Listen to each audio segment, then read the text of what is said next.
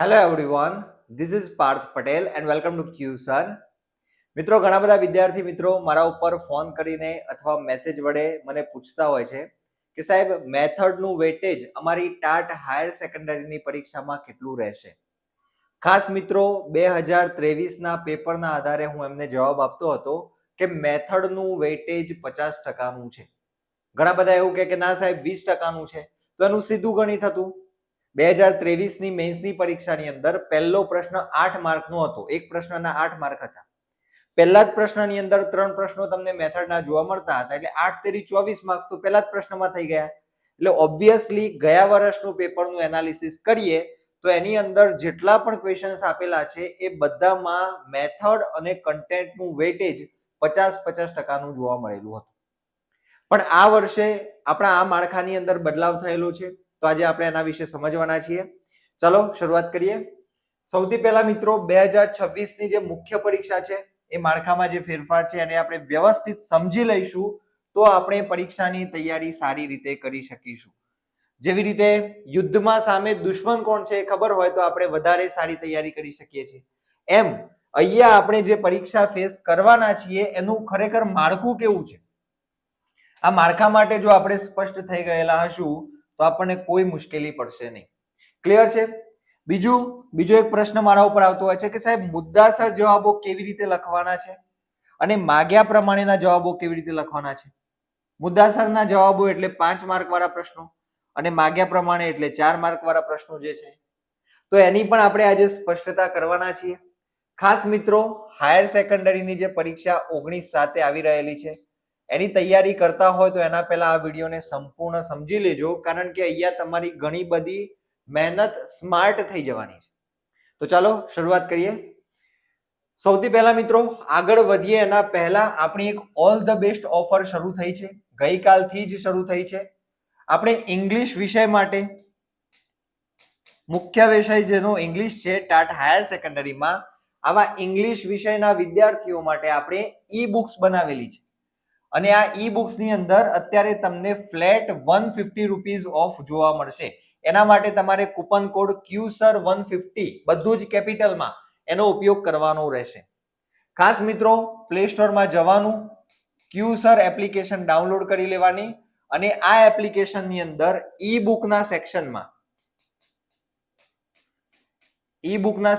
તમને secondary, higher secondary મુખ્ય પરીક્ષાની તૈયારી માટે જેને પણ પ્રેક્ટિસ કરવી છે એના માટેની જોરદાર બુકો મળી જવાની છે. ઓકે, તો એના માટેની આપણી આજે ઓફર છે. આવતીકાલે રાત્રે 12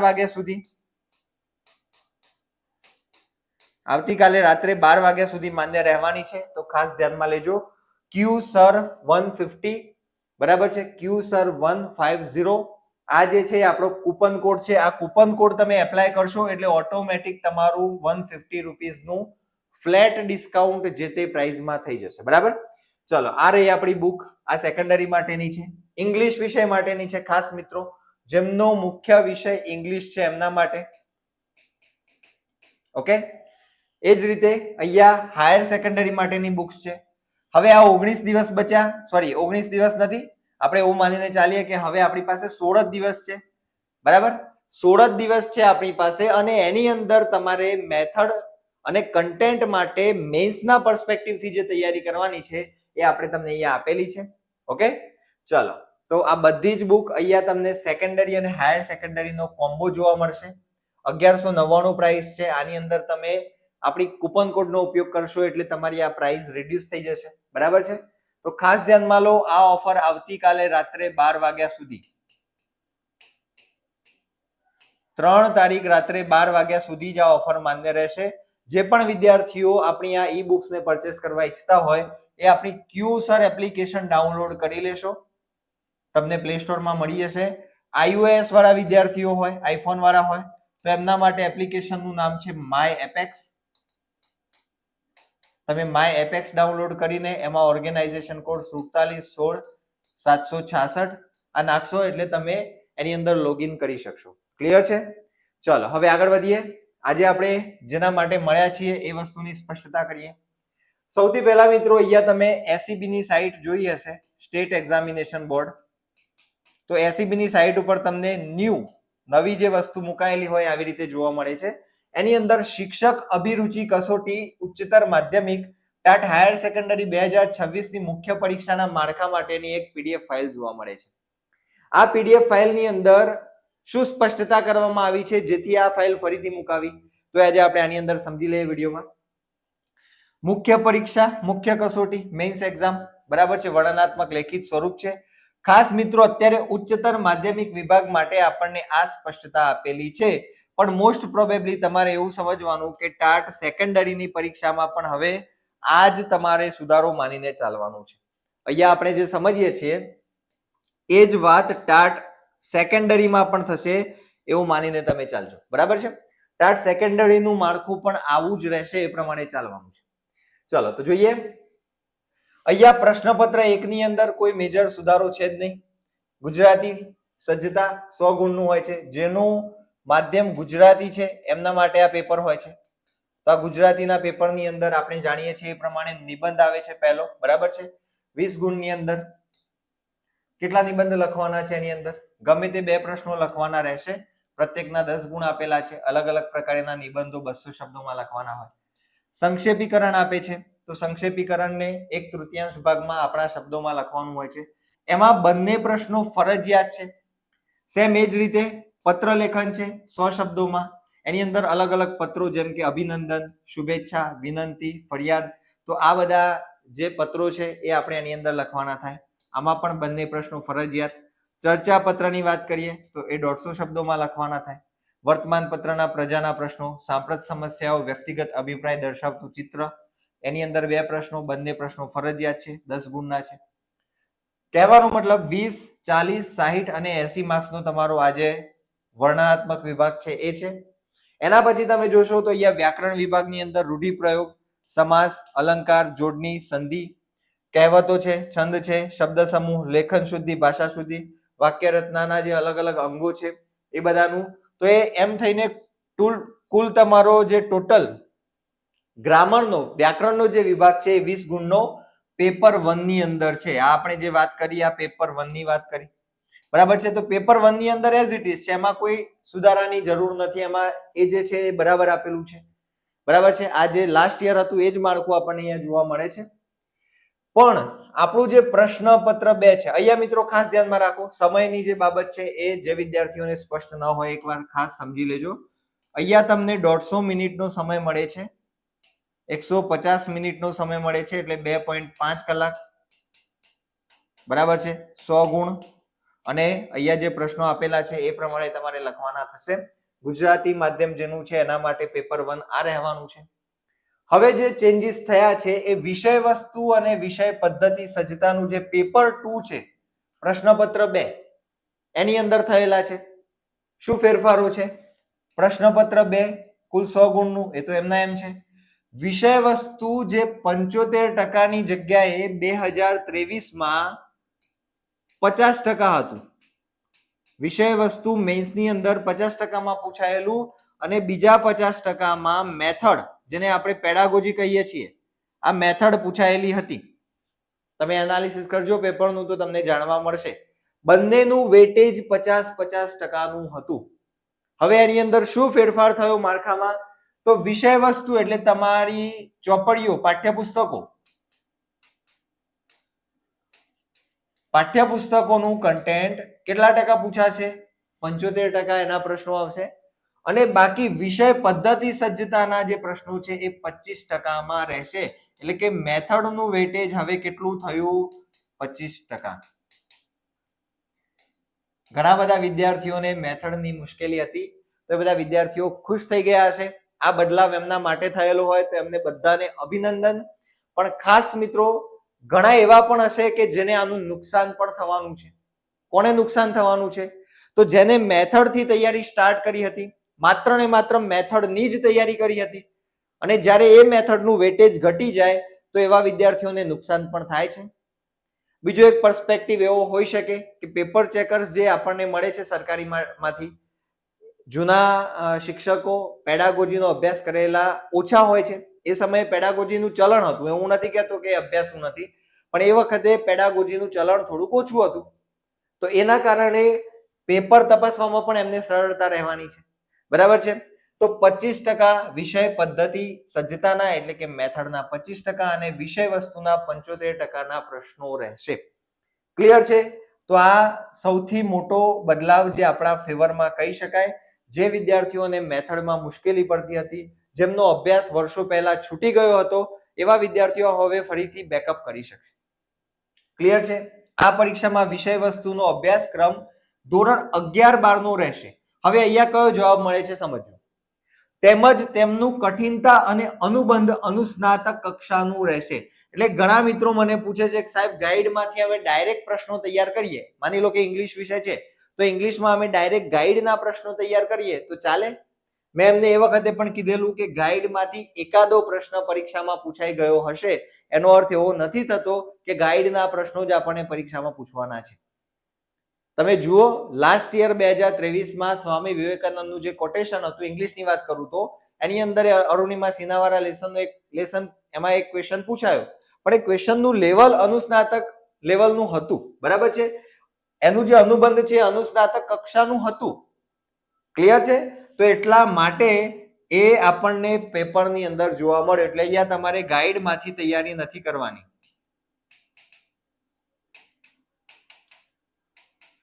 ગાઈડમાંથી તૈયારી ઓછી લખું છું. ઓછી કેમ લખું છું?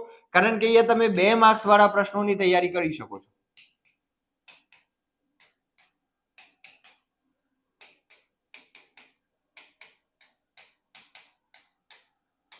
2 માર્ક્સના જે પ્રશ્નો છે એની તૈયારી કરી શકાય છે. ક્લિયર છે?